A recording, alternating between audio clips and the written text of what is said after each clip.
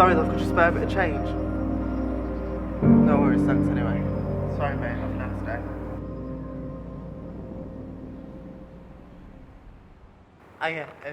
Excuse me, sorry.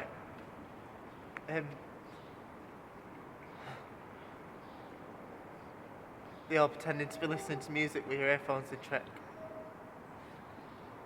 I know you can hear me. Well, have a nice day. It's funny, really. I sit here in the same spot day in, day out, seeing some of the same people. Yet they're too afraid to even look at me. Some glance, but I mean directly look at me, even if it's just for a second, just genuine eye contact. But they won't.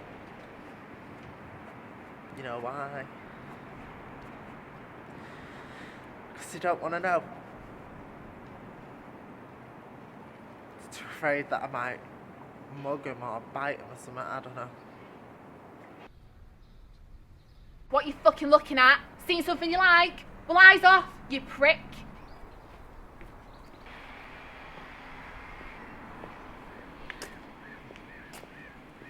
Men. Sick of him. Looking down on me day after day. Walking round with the fresh, tailored suit swagger.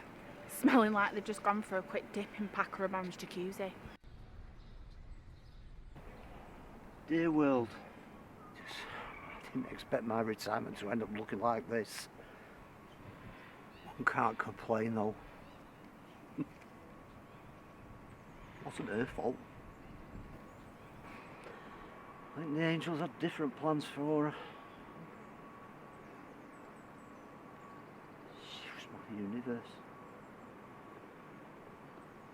Every Friday night we'd go out to the Ritz, dancing. That's how we met. We danced the night away. Christ, what I wouldn't give to travel back in time just to feel revived. Do you want to know what really ticks me off? How I got here. I had an empire. I was in a 4-year relationship with a gorgeous Portuguese, thick, wavy-haired namorado. Sad thing is I don't feel the cold anymore. It's like my body's immune to the bitter air. Sometimes when I put my head down, try and get some sleep, I hear the wind singing to me. Quite silly really when you think about it, but it gives me a bit of comfort. It's like a soothing home. I had a lovely semi-detached house in Prestwich. Great neighbours, I always let on to him in the morning on my way to work. Even had our own little baby. I mean a little chihuahua called Nip, but He was my baby.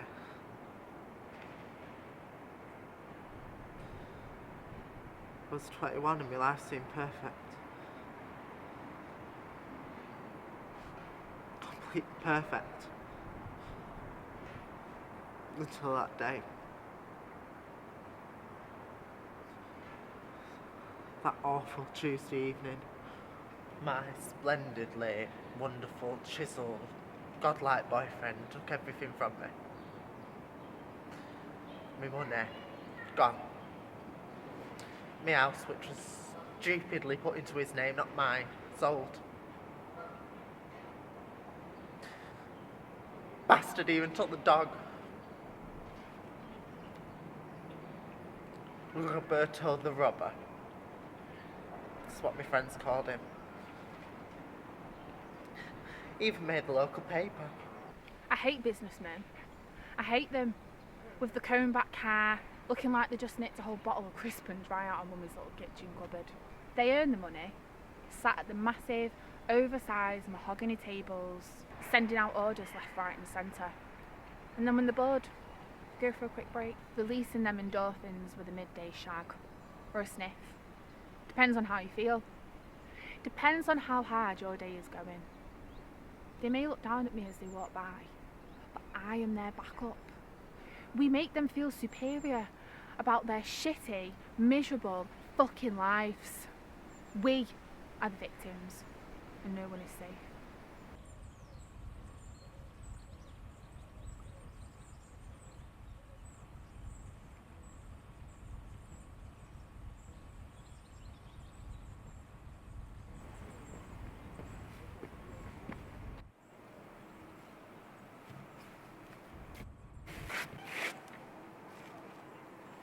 I see people, happy couples walking by. Gives me a gentle reminder of how brief and fragile life can be.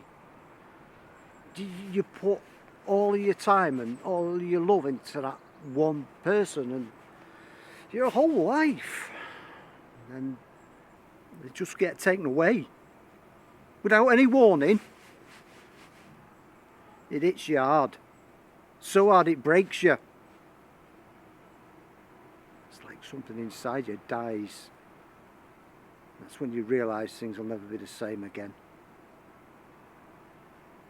That's when the shutters start to come down. The first couple of months went bad. Friends took me in. And bang. Depression, emptiness, suicidal. I went off the rails. And my best friend kicked me out because I did a bit of coke off a baby's eye chair while she was out shopping. Big deal.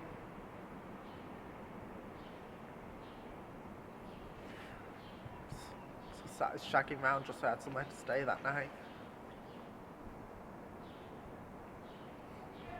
Everything just spiraled out of control and I couldn't stop myself. I was just falling deeper and deeper. I've not always hated like this. I mean, I've always been a hothead. My older sister used to say I've got ADHD or something, but I've never been tested for it. My mum had other things on her mind. Him. My so-called stepfather. Doesn't deserve that title, that's for sure. He is the complete opposite of what you would want a father to be.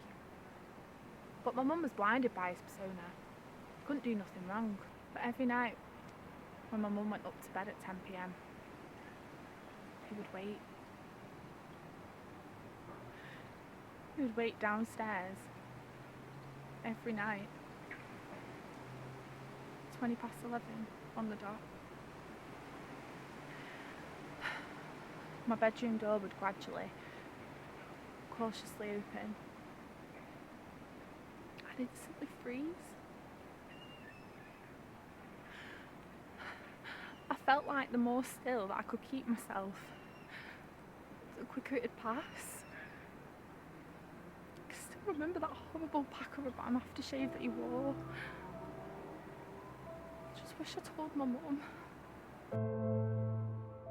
seen some things on these streets. These eyes, seeing things that no man, woman or child should ever have to see. This city needs to know we're people, living, breathing people.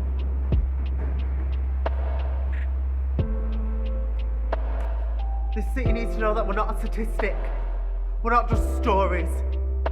We're real people with one heart and one brain, fully feeling the pain of living like this. This city needs to know that. These streets, they may not be safe. I might be surrounded by death, drugs and alcohol every single day. But I'll take that risk to be away from that monster. That's why I ran away from home. No one would listen.